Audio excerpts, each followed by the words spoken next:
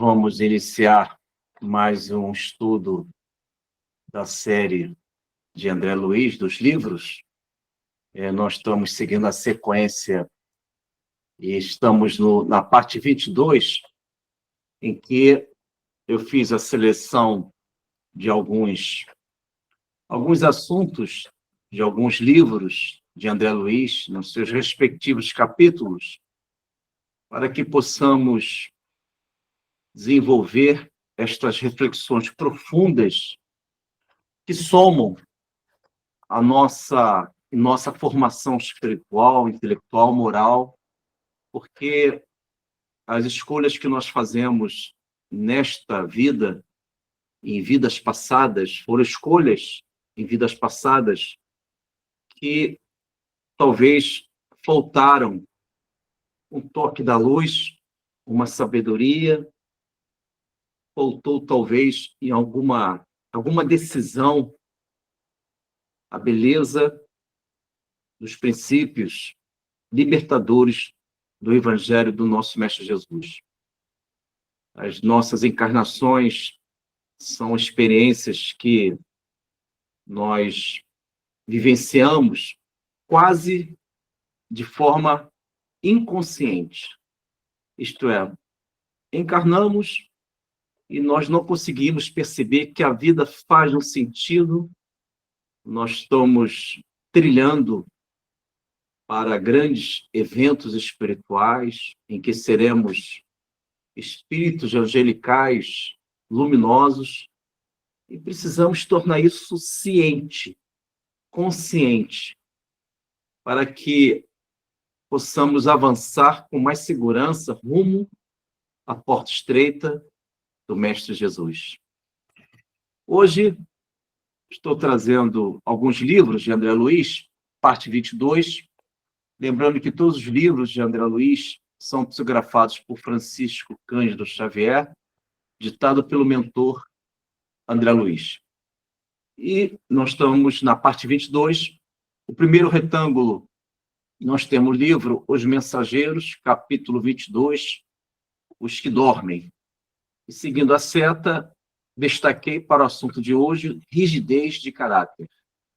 Rigidez de caráter, porque é um tema em que nós, quando vivemos a dureza do coração, a rigidez de caráter, ou algum comportamento que viola a lei divina, em que a lei divina espera de todos nós a flexibilidade em Cristo em favor do nosso próximo, mas a seriedade no nosso comportamento, isto é, flexíveis ao próximo, sermos pessoas fraternais, bondosas, mas quando há uma necessidade de uma vigilância íntima, nós precisamos ter essa seriedade de buscar a reforma íntima, a autoiluminação. E esse capítulo é interessante, que Os que Dormem, do livro de Mensageiro, nós sabemos que este capítulo diz respeito a um pavilhão na colônia Campo da Paz, que é presidida por Alfredo e Ismália, um casal, viveram na Terra na experiência do casamento, do matrimônio, e ao desencarnarem, ambos vivem no Campo da Paz, que é uma colônia muito próxima aqui da Terra, na vida astral, na vida espiritual. E o Alfredo convida André Luiz para que ele possa se reportar, juntamente com uma equipe que vão cuidar de quase 2.000 irmãos que se encontram num grande pavilhão, num ambiente fechado, em que estes irmãos dormem. Dormem porque eles cultivaram concepções negativistas, eles cultivaram, nas suas últimas encarnações, uma percepção da vida em que o materialismo, as ideias do materialismo prevaleceram. E eles acreditaram que, ao morrer, isto é, morre o corpo, e eles transferiram esta ideia que a morte biológica, ela também é uma morte espiritual, que não existe morte espiritual. somos eternos. E eles permanecem neste sono, que não é um sono terapêutico, porque eles encarnaram e continuam dormindo. E, segundo André Luiz, estão ali anos, séculos, neste sono provocado por uma definição da vida em base do materialismo. E eles são despertados neste ambiente através de orações, preces, ações magnéticas. E o nosso Aniceto, que é o mentor espiritual que cuida desses irmãos, e também, por sua vez, cuida do André Luiz, o Aniceto que está presente, ele explica, como os demais mentores, eles explicam que estes irmãos, a maior parte deles, vivem a rigidez de caráter, isto é, eles não viveram a beleza do aperfeiçoamento espiritual, eles não cederam, procuraram sempre impor a sua forma de ser, porque esse comportamento da rigidez de caráter, de alguma forma, todos nós temos, e precisamos crucificar esta característica, esta faceta em nós, para que possamos escolher, tomar decisões, não pela rigidez, não pela dureza do coração, e sim pelo toque da luz, pela sabedoria da mensagem da cruz, a mensagem do Mestre, que é uma mensagem profunda e libertadora. E a rigidez de caráter, ela cria uma situação em nós perigosa. Ela cria uma espécie de véu. Há um véu que impede que possamos olhar, observar, ter percepções claras que a vida ela tem um sentido espiritual. E, de alguma forma, nós não conseguimos penetrar no sentido das coisas, nós não conseguimos penetrar nas grandes faculdades espirituais que estão adormecidas em todos nós. E, diante disso, nós temos uma questão 18 do Livro dos Espíritos, para que possamos fundamentar esse conhecimento. Eu vou pedir para a Norma ler, por gentileza, em que esta questão 18, Allan Kardec pergunta se será permitido penetrarmos nos mistérios da essência das coisas. Então, de alguma forma, nós temos essa resposta da questão 18, que Allan Kardec pergunta se será permitido ou se um dia iremos penetrar no mistério das coisas. E a resposta é muito interessante, muito conhecida por todos nós, questão 18, que diz que, na medida em que, aliás, o véu, a resposta próxima disso, a Norma vai ler, mas diz o seguinte: o véu se levantará aos nossos olhos à medida que o nosso espírito se depura. Olha que interessante. Se existe uma depuração, um crescimento íntimo de natureza moral, espiritual, um crescimento de elevação espiritual, este véu, que é um simbolismo da rigidez de caráter, ou pode ser do nosso egoísmo, do nosso orgulho, este véu, esse simbolismo, ele vai se levantar, porque nós estamos superando, suplantando essa dureza do coração. Vou pedir para a Norma ler, pode ser? Norma, por gentileza. Questão 18. Isso. É do capítulo 2 dos Elementos Gerais do Universo, subtítulo Conhecimento do Princípio das Coisas. Pergunta Kardec: penetrará o homem um dia o mistério das coisas que lhe estão ocultas? E a espiritualidade responde: o véu se levanta a seus olhos à medida que ele se depura. Mas, para compreender certas coisas, não lhe precisas faculdades que ainda não possui. Agradeço, Norma. Então, é interessante que esse véu, que é o símbolo de uma névoa, uma dificuldade de olharmos a vida no sentido, no ponto de vista espiritual, este véu ele vai se dissolvendo, se desfazendo, quando conseguimos melhorar nossa condição intelectual e espiritual. E é interessante que essa rigidez de caráter, ela ainda é uma marca, infelizmente, da nossa humanidade.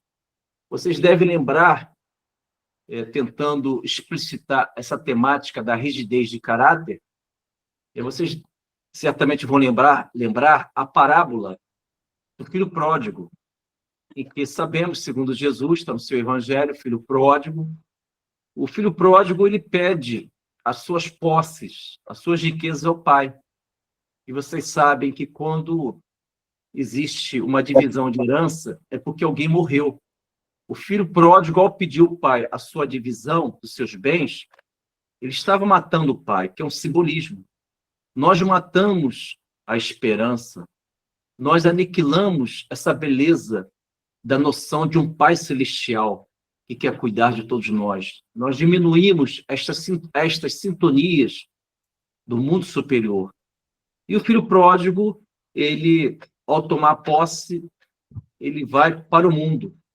Ele resolve trilhar a sua vida, porque ele escolheu a herança, sua parte na herança. Isto é, ele matou simbolicamente o pai. E em um dado momento, filho pródigo, isto é, vive dos excessos, ele perde tudo, as suas posses. E ele teve que recorrer a uma ocupação de cuidar de porcos. Outro símbolo, outra mensagem. Cuidar de porcos, digamos assim, podemos analisar e ficamos saturados da nossa animalidade, ficamos saturados do nosso egoísmo, já que o filho pródigo, ao cuidar de porcos, porque ele teria que ter uma ocupação, ele percebeu o vazio existencial, o vazio de se identificar de forma excessiva ao mundo animalizado, ao mundo material. E aí há uma coisa muito importante de todos nós. O filho pródigo, ele cai em si. Esta é a expressão do Evangelho. Caindo em si, ele volta para o Pai. E ao voltar para o Pai, ele já está desfazendo esta rigidez de caráter, conforme o primeiro assunto que estamos analisando. Ele desfaz essa rigidez de caráter, porque quando ele pediu a posse do seu pai, a parte da sua herança, há uma dureza naquele coração, o filho perante o pai. Há uma rigidez de caráter. Mas quando ele cai em si, após ele gastar tudo e viver o vazio existencial, ele começa a superar esta rigidez de caráter, porque ele quer voltar para o pai. E quando o pai encontra-se da Escritura, no Evangelho, quando o pai vê longe o filho caminhando ao encontro do pai, o pai deixa tudo que estava fazendo, vai ao encontro do filho, dá um beijo no filho e abraça aquele filho. Assim se encontra, essas colocações se encontram no Evangelho do Senhor Jesus.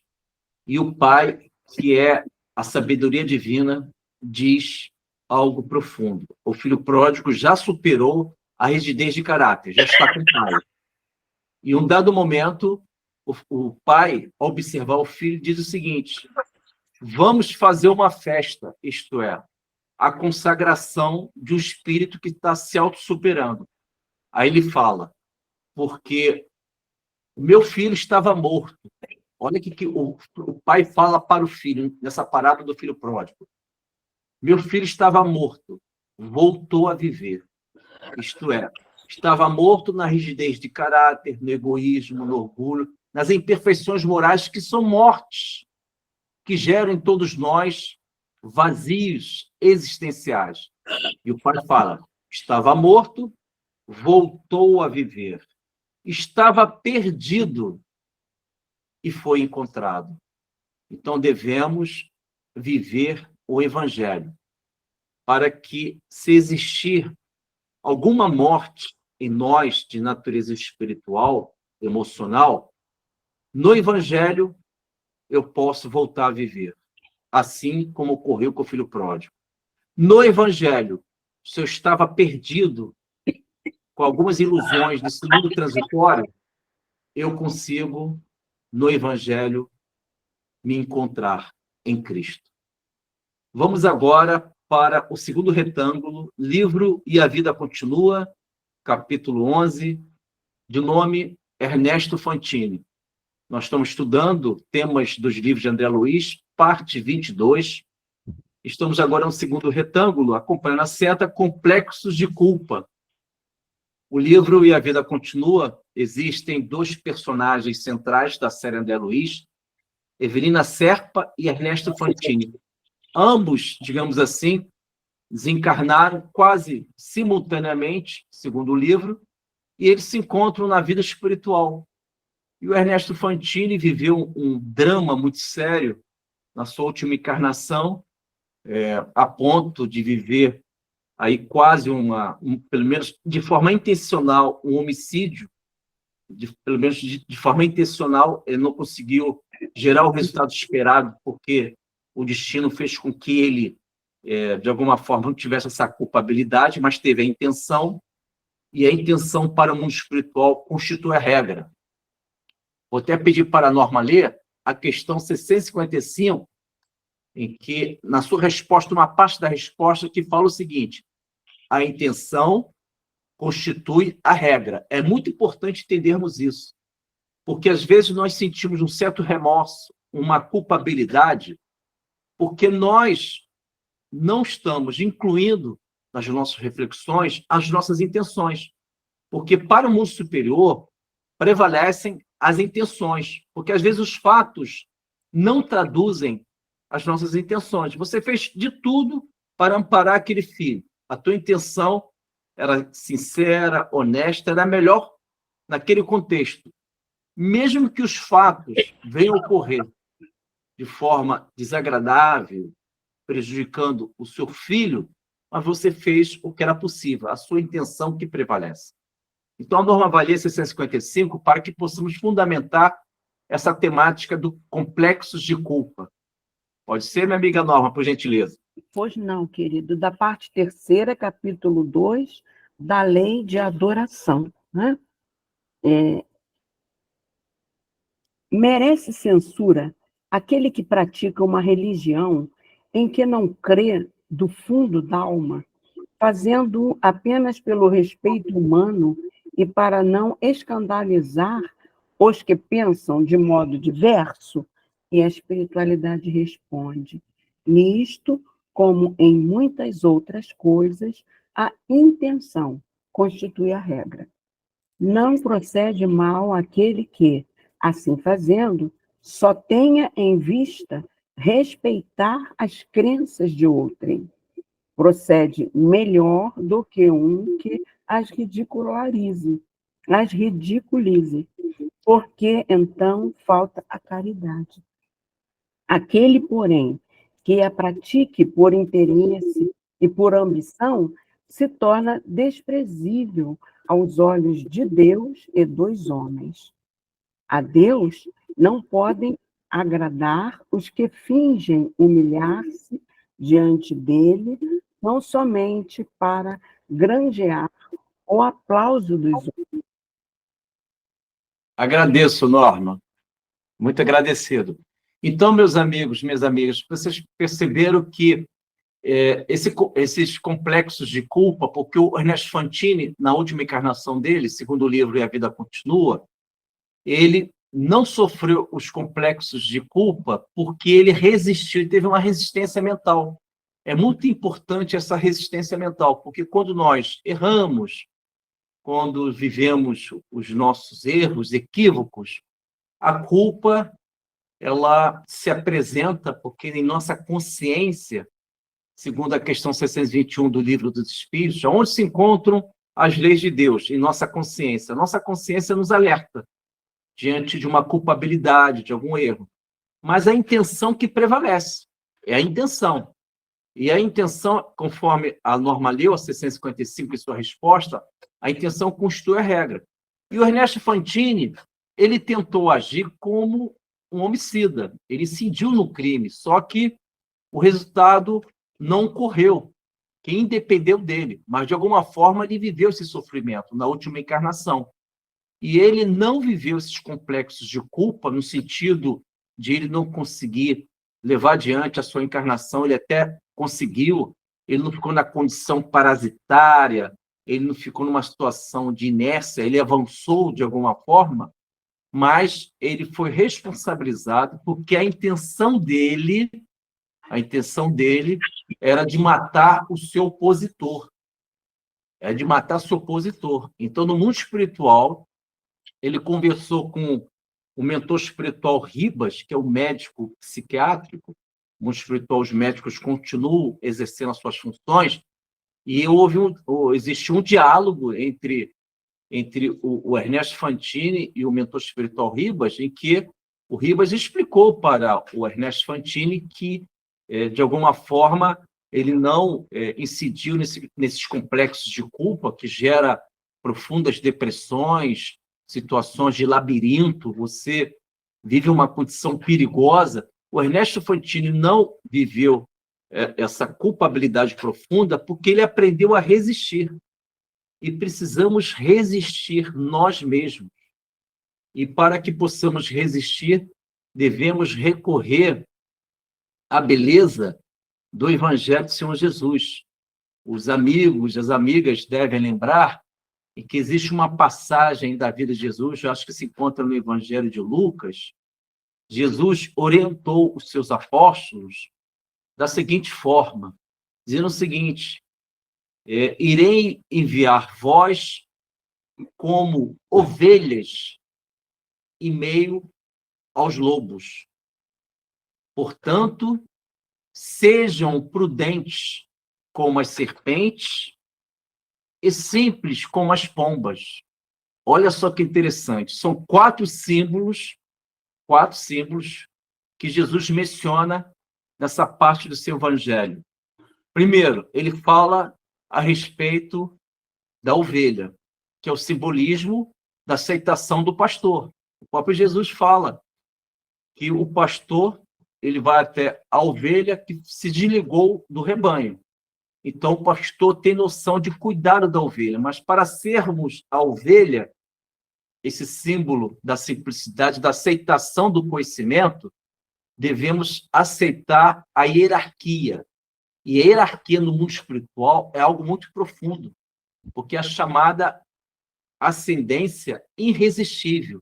O superior, com o seu magnetismo, com a sua força moral espiritual, naturalmente, ele se destaca diante daquele que é o inferior, ou menos evoluído. Eu vou até pedir para a Norma ler, vai ser um pouco, Norma, das questões que eu lhe passei. Você pode ler, Norma, só para que possamos ter noção de hierarquia. O que é hierarquia no mundo espiritual? O que significa um espírito superior diante do espírito inferior? Isto é, a resposta diz o seguinte: o espírito superior ele tem uma ascendência, uma influência irresistível. O espírito superior perante o inferior. É a questão 274, 274. Então, esta questão esclarece para todos nós que o superior ele tem uma influência, uma ascendência sobre o espírito menos evoluído.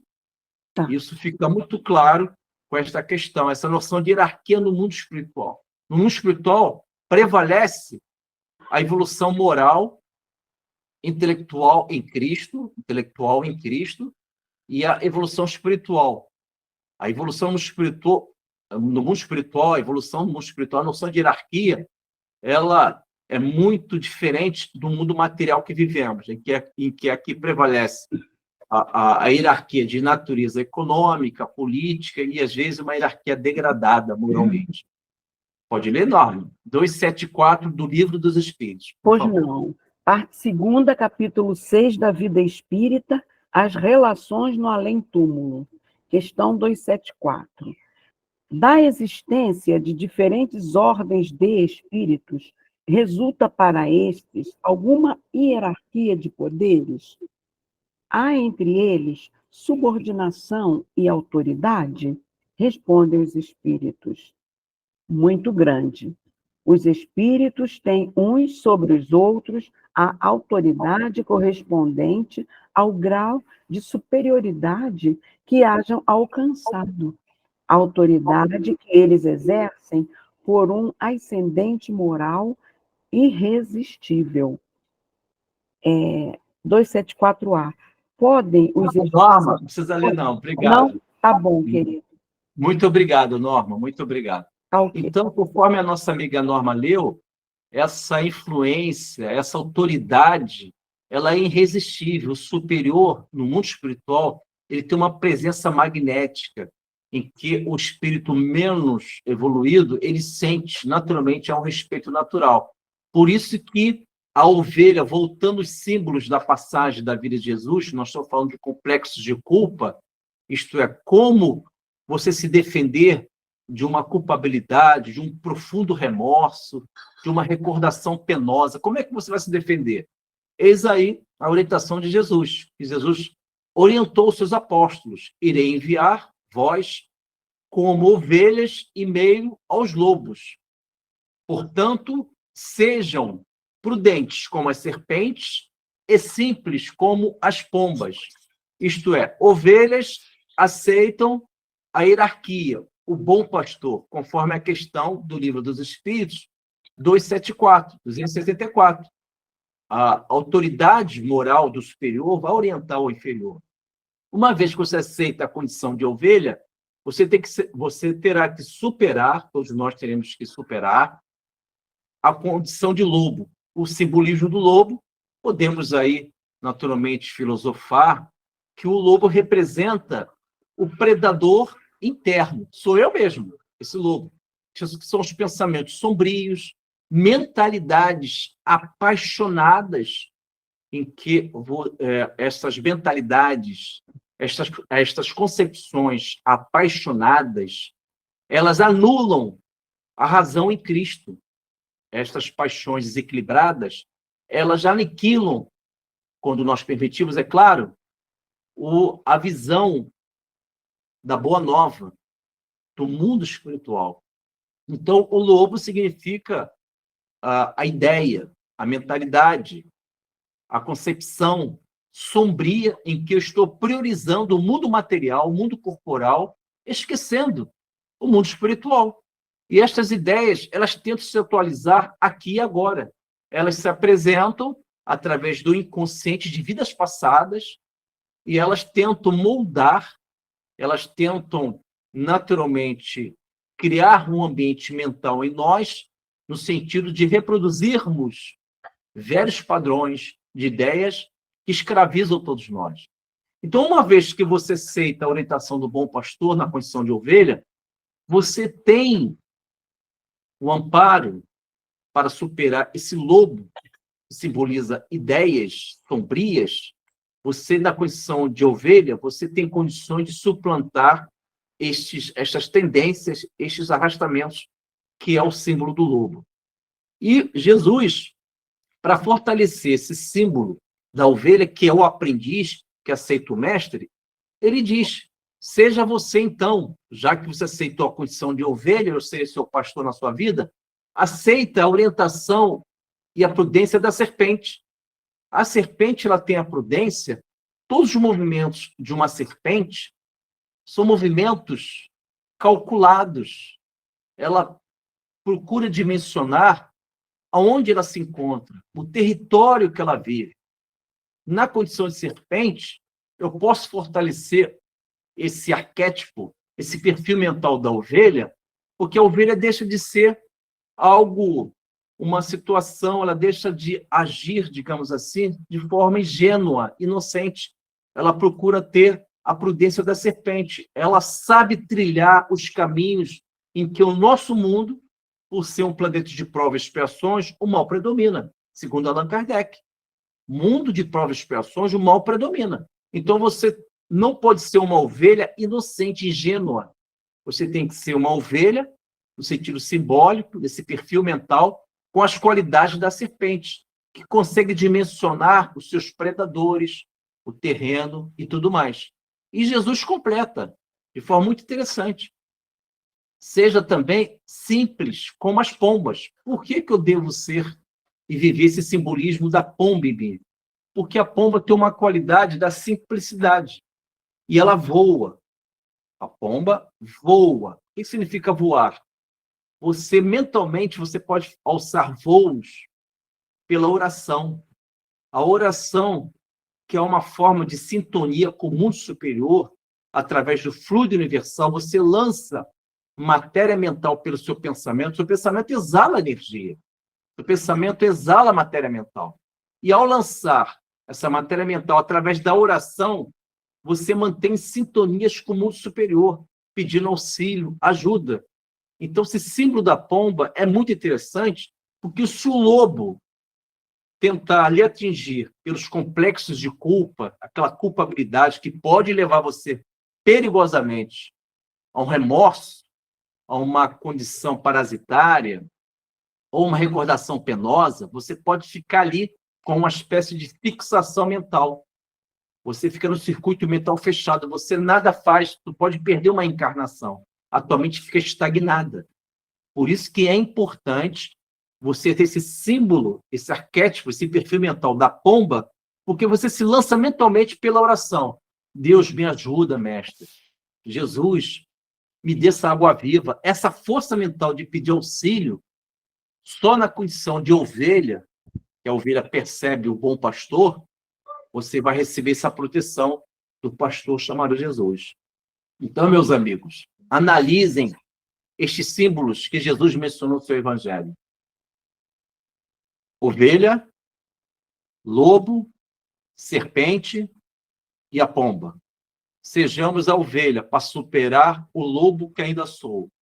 Mas como ovelha, devo aceitar a hierarquia de Jesus, o bom pastor. E Jesus ensina prudência, como assim age a serpente. E simples como a pomba, porque ela sabe voar pela oração, simbolicamente dizendo.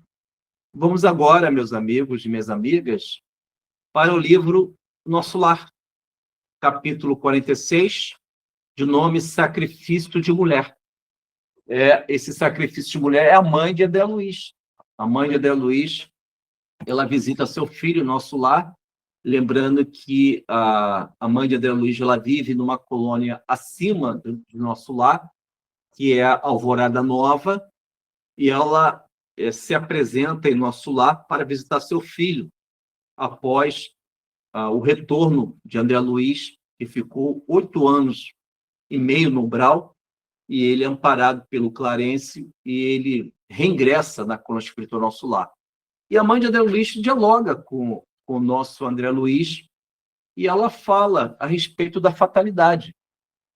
Ela fala o seguinte, há uma frase muito interessante da mãe de André Luiz, dizendo para o André e para todos nós que Deus criou o livre-arbítrio e nós criamos a fatalidade.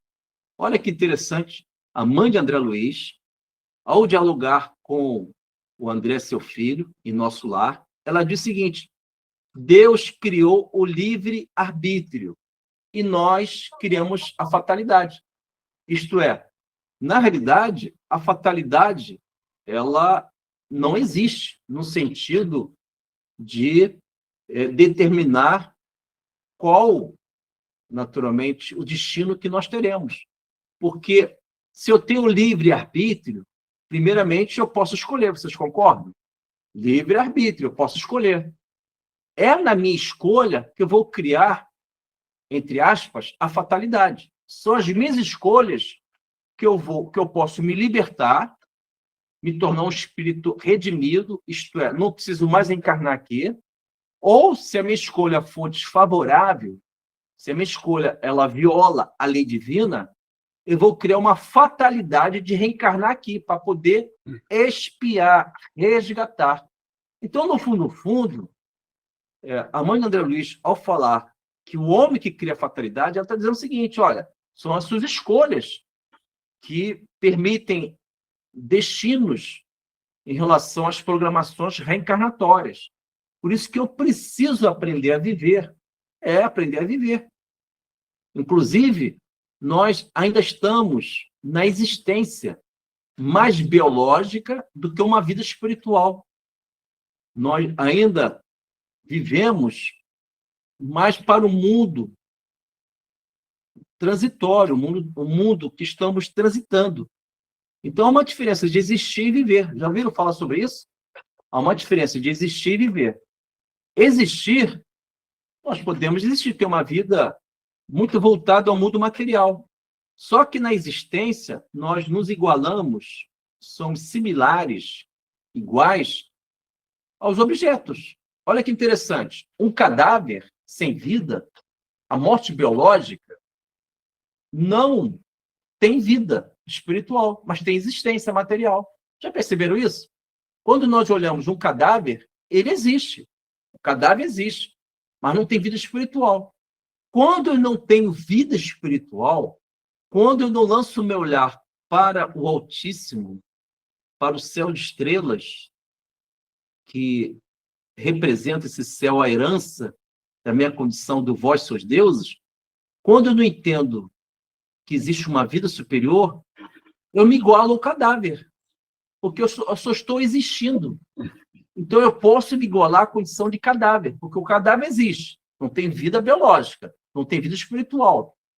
Eu existo, tenho vida, mas eu posso me igualar ao cadáver por ter uma vida improdutiva estéril. E aí vem Jesus, no seu evangelho, Evangelho de João, e Jesus menciona: vim para que todos tenham vida, e a tenham em abundância. Olha que interessante. Para que todos tenham vida. Ele não fala assim, para que todos tenham existência. Não, Jesus não. Jesus vai além do mundo corporal. Ter vida significa que o teu corpo tem que ter alma. O teu olhar tem que ter brilho. A tua fala tem que ter a beleza e a linguagem da cruz. A tua forma de ser tem que lembrar o Mestre Jesus. Nós não podemos deixar a reencarnação sem lembrar o Mestre. Mas como que eu vou lembrar o Mestre Jesus? Eu sou uma pessoa tão simples. Quando você age na caridade, você lembra Jesus orientando os nossos corações no seu evangelho. Amar o próximo como a si mesmo. Se eu estou agindo na caridade, estou amando o próximo. Quando eu procuro trocar um olhar afetuoso com os meus afetos, eu estou lembrando Jesus, quando ele trocou olhar com o apóstolo Pedro, com a Maria Madalena, ele trocou olhar com o próprio apóstolo Paulo de Tarso, com a Maria, a mãe dele, com a Marta, irmã de Lázaro. Jesus trocou olhares com os irmãos da época. Então, quando eu troco um olhar doce, afetuoso, eu lembro Jesus. Eu saio da existência biológica, que me iguala essa existência a um cadáver, a um corpo. Eu saio dessa condição e passo a viver em Cristo. Eu estou dando vida. O meu corpo tem alma. Eu estou indo além do mundo material. Estou transcendendo. E vamos agora para o último retângulo. Livro Missionários da Luz. O nome do capítulo é Epífise. Epífise. Capítulo 2, Livro Missionário da Luz. O nome do capítulo é Epífise. O assunto é unidades, força. É um conteúdo de natureza científica e é interessante porque nós conseguimos entender que a epífise, segundo segundo o mentor espiritual Alexandre, lembrando que neste livro Missionários da Luz, o mentor espiritual que acompanha o André Luiz é o mentor Alexandre. E ele explica que essa glândula, ela fica no centro do nosso cérebro, epífise, ela é uma glândula mental. Ela tem várias funções orgânicas no nosso mundo físico, a questão da sexualidade, da adolescência, da mediunidade. E o mentor Alexandre diz que essa glândula, que ela tem a sua correspondência no perispírito. No perispírito. Essa glândula epífise, ela libera unidades força. Unidades forças são energias que representam para todos nós possibilidades de a gente se imunizar, de viver forças espirituais que comportam o nosso perispírito. Então, nós temos qualidades, faculdades espirituais que precisamos potencializar, aflorar. Uma delas é procurar, através de disciplinas espirituais, A oração é uma disciplina, meditação é uma disciplina, caridade é uma disciplina profunda, o conhecimento, leituras edificantes, você conhecer uma vida de uma Marte como Abigail no livro Paulo Estevam, ou a Marte Célia no livro 50 anos depois, Olívia no livro Há 2000 anos. Quando o meu conhecimento ele mergulha, quando eu começo a examinar essas grandes vidas, para que eu seja um pouco delas, eu começo a desenvolver essas unidades forças que saem dessa glândula mental chamada epífise. Mas por que eu preciso deste conhecimento? Porque eu vou desenvolver em mim a capacidade de ser o vós sois deuses. Isto é, na minha condição de um pequeno Deus, eu tenho essas faculdades. Uma delas é a chamada unidades forças, que são emanações que saem dessa glândula mental, epífise. Mas como é que ela acontece? Quando eu medito, quando eu desenvolvo virtudes no meu dia a dia, tenho tudo para agir de forma temperamental. As chamadas atitudes irrefletidas. Se eu consigo frear, amortecer estes arrastamentos, estas tendências, estas inclinações, e aí eu consigo frear tudo isso, conter, em nome da reforma íntima, eu desenvolvo unidades forças. Eu começo a modificar o meu halo vital, que são emanações que saem do meu perispírito, eu consigo embelezar a minha aura, eu ganho uma vibração, um colorido. Você sabe que a nossa aura ela tem cores. E existe um mentor espiritual chamado Aniceto, que ele é previsto no livro Os Mensageiros. A aura dele é lilás.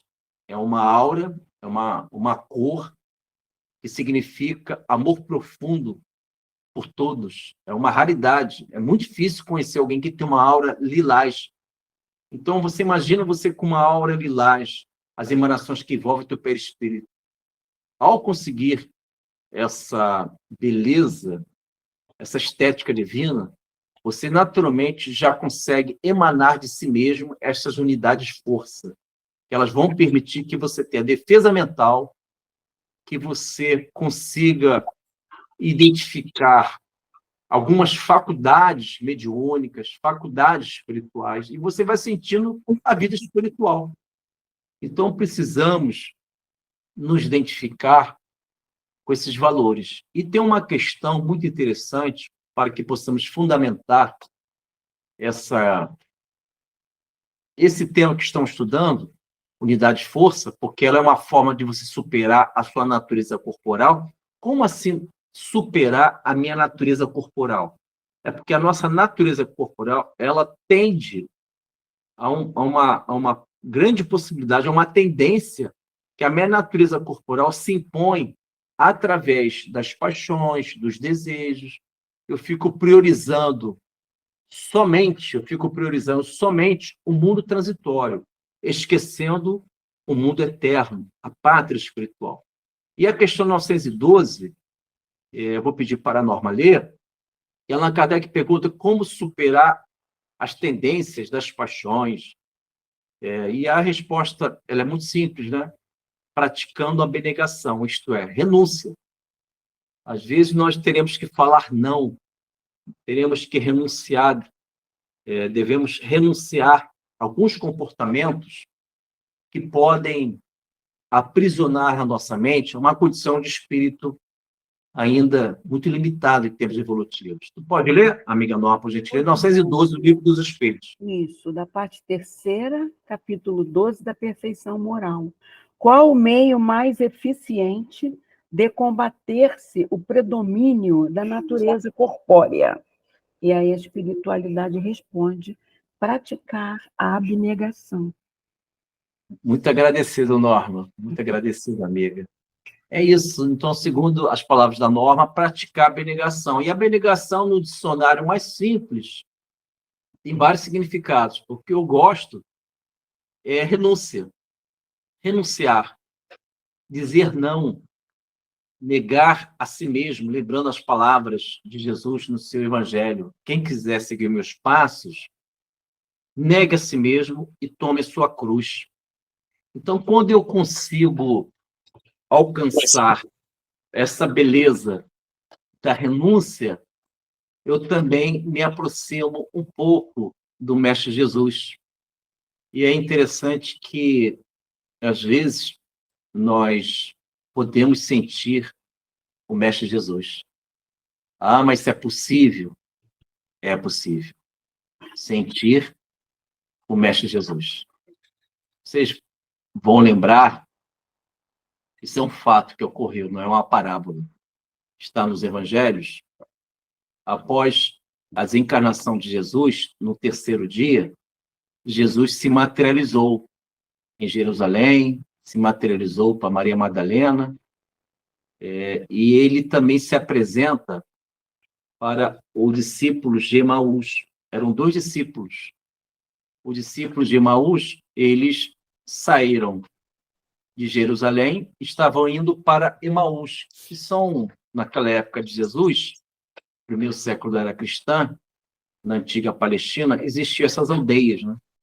E esses discípulos de Emaús, quando estavam voltando para Emaús, no caminho, esses caminhos que nós fazemos, as estradas das nossas vidas, né?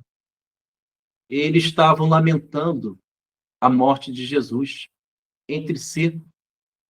E quem se apresenta perante a eles? Eles não percebem. Eis aí o acontecimento, os fatos, mas também existem símbolos, mensagens profundas.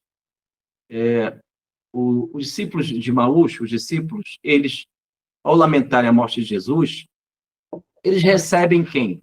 O próprio Jesus, materializado. Só que, segundo as Escrituras, eles recebem Jesus como estrangeiros. Então, o discípulo de Emaús, que somos nós, de alguma forma, ainda recebemos Jesus como uma espécie de estrangeiro.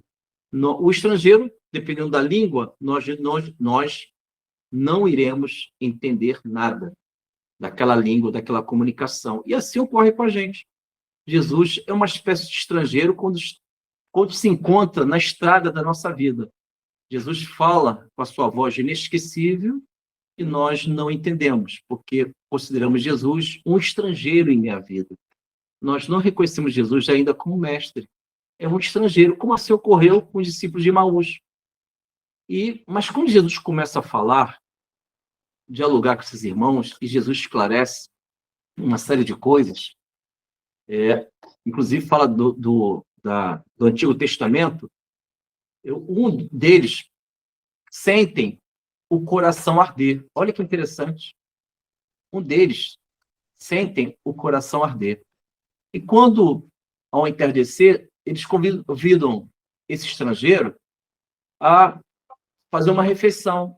E Jesus, ao cortar o pão no meio, Jesus se desmaterializa, se desfaz na sua materialização. Aí eles percebem que é Jesus. E eles retornam para Jerusalém para avisar aos apóstolos que Jesus se materializou para eles. E aí eis o ensinamento. E um deles faz uma indagação para o outro, dizendo o seguinte: não ardia o seu coração? Não ardia o nosso coração? Isto é, estar com Jesus é arder o nosso coração, porque você vai sentindo, você vai vibrando, e arde o nosso coração de forma muito encantadora.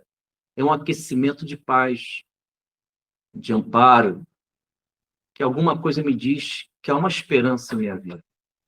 A minha vida, ela não se faz somente nas madrugadas escuras.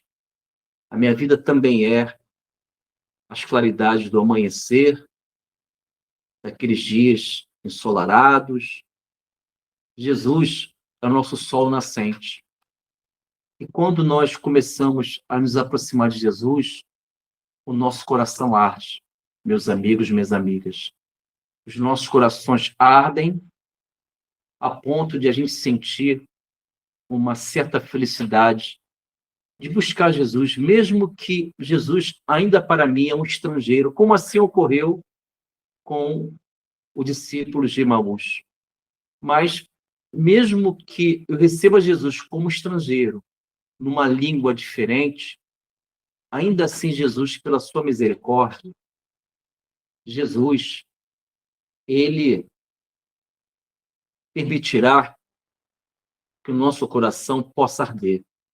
Mesmo que a gente não entenda o seu evangelho, o evangelho do Mestre, a Boa Nova, ainda é uma língua inacessível para a nossa formação espiritual, mesmo que Jesus envie seus mensageiros nas estradas das nossas vidas, mesmo que Jesus venha afagar as nossas almas, mesmo que ainda não reconheça Jesus como a minha água viva, ainda assim, Jesus se aproxima de cada um de nós e o nosso coração arde. Como agora o nosso coração arde. Então, não desisto. Eu sei que existem momentos, existem dias nublados, sabemos. Sei também que a impressão que dá é que eu estou caminhando no deserto. O calor é grande. Mas não desistam, porque tanto o deserto que tem água é porque nós não enxergamos. Nós não enxergamos porque a incerteza, às vezes, cega a gente. Porque se eu olhar para o céu em pleno deserto, mesmo que o sol esteja brilhando e gerando muito calor, mas se eu olhar para o céu, eu vou ver pequenas nuvens. Concordam? Existem nuvens no céu de um deserto. E nuvens significam possibilidades de chuvas, águas que eu tanto preciso para cessar minha sede. Então, naquele deserto, certamente choveu um dia. E a água, ela tem a capacidade de tudo penetrar. Ela escoa para a parte subterrânea daquele imenso deserto. E as águas se encontram ali, na parte subterrânea do deserto, que eu estou trilhando. Basta eu olhar, raciocinar, erguer minha mente, ter atitudes heróicas, coração valente e começar a cavar o deserto da minha vida. Cavar, retirar as areias, abrir caminhos para a parte subterrânea daquele deserto, cavar com as mãos. Vamos tirando a areia. Em um dado momento, eu irei contemplar um manancial de água, uma fonte de água que eu tanto busquei em vidas, em muitas vidas, que é a água viva do Mestre Jesus.